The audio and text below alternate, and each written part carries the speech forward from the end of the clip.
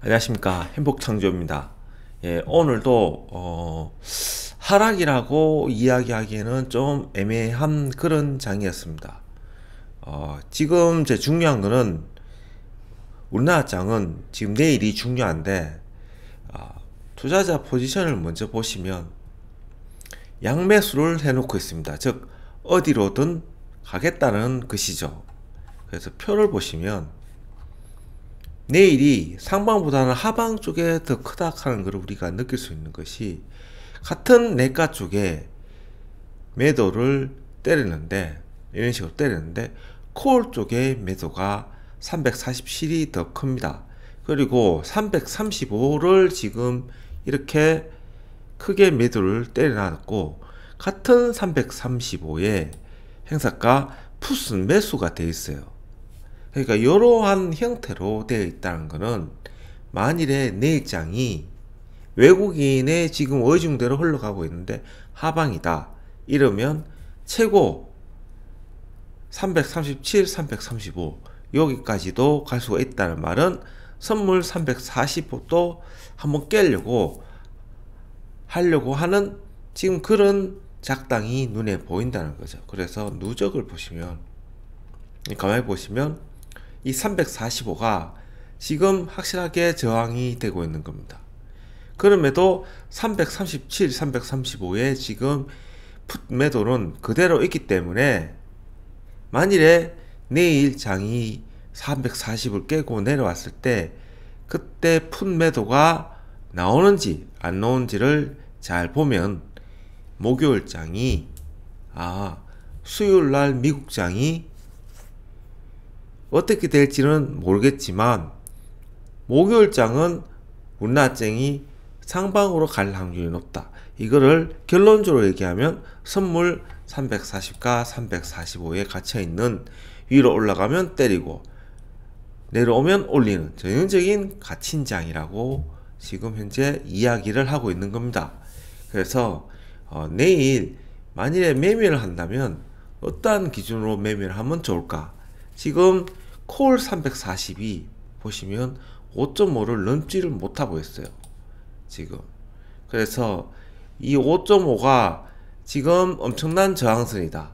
그리고 2.5도 깨고 한번 내려갔다가 다시 5.5를 못 넘었기 때문에 내일장이 3.3을 깨고 내려간다면 좀 힘들겠구나 이렇게 볼 수도 있는 거고, 만일에 간단하게 30분 봉인데 이거 매매 기준으로 본다면 풋을 가지고 있는 분들은 이 60일선이 중요하죠. 60일선을 깨고 내려가는지 아닌지. 60일선이 3.28인데 일단은 지금 현재 외국인들의 매매 형태에 보면 이 60일선 콜 342 60일선까지 갈 확률이 높다. 이렇게 봤을 때 풋 342가 가라면 어디까지 갈까? 우리가 이렇게 판단할 수도 있대. 이 60일선 4.14까지도 한번 날아갈 수 있는 상황인 겁니다. 그러면 이게 선물 340 간다는 거겠죠. 그럼 내일장에 풋 342가 2.5 지지 여부가 중요한 거죠. 그러면 그러니까 2.5 지지 된다면 요게 4.14까지는 한번 터치할 수 있겠다. 이렇게 판단을 할 수가 있는 겁니다. 결국은 짧게 단타를 치는 거죠. 하지만 외과 쪽은 그렇게 크게 매매를 하고픈 생각이 안 나가죠. 여기가 풋 330 같은 경우 지금 1.17이거든요.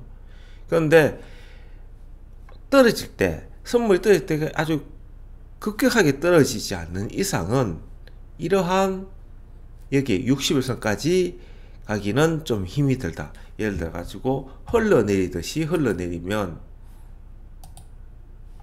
이런 식으로 올리다가 흘러내리듯이 흘러내리면 별로 외과 쪽은 재미가 없는 그러한 전형적인 양매도장이 된다. 이렇게 이야기하고 싶습니다. 일단 내일은 눌리는 쪽이 맞고, 매매 기준은 풋 342가 이 60일선을 가는지 안 가는지, 쉽게 해서 4.0을 가는지 안 가는지 이렇게 보는 거고, 그리고 콜 342, 이 60일선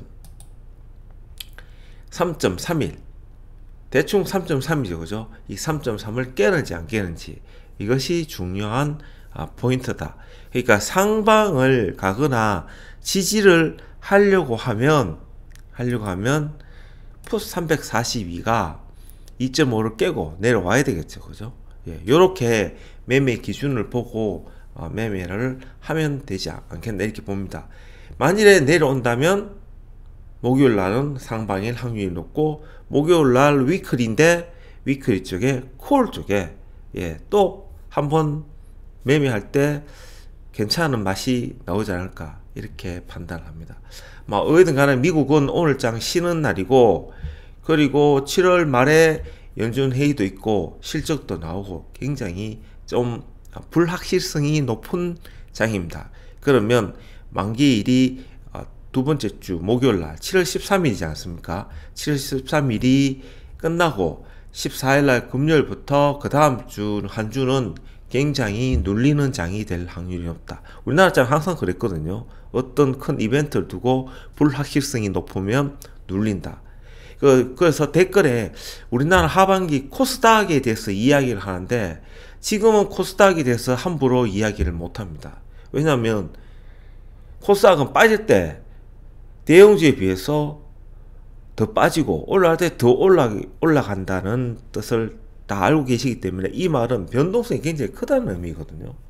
이 변동성이 큰 종목들이 많은데 그거를 단지 지수 지표로 이거를 적용해서 이야기하기는 참 어려운 장입니다. 그래서 코스닥은 함부로 얘기를 하는 게 아니고 장의 움직임을 봐가면서 한 일주일 정도는 이야기할 수 있는데, 최대 길게 한다, 그 이상은 좀 어렵다, 지금 현재 기준으로는. 물론 장이 옆으로 행보하거나 안정화가 된다면 예측 가능합니다. 하지만 지금처럼 불확실성이 굉장히 높은 이런 때에는 함부로 이렇다 저렇다 말하기가 껄끄러워요. 코스피 같은 경우는 옵션이라는 거는 힌트를 주는 뭔가 매개체가 있는데, 코스닥은 그런 것이 없기 때문에 좀 어렵습니다. 저도 코스닥에 대해서 조금 더 신경 써서 따로 올리도록 한번 애를 써 보겠습니다. 오늘 하루도 수고하셨고요. 행복 창조했습니다.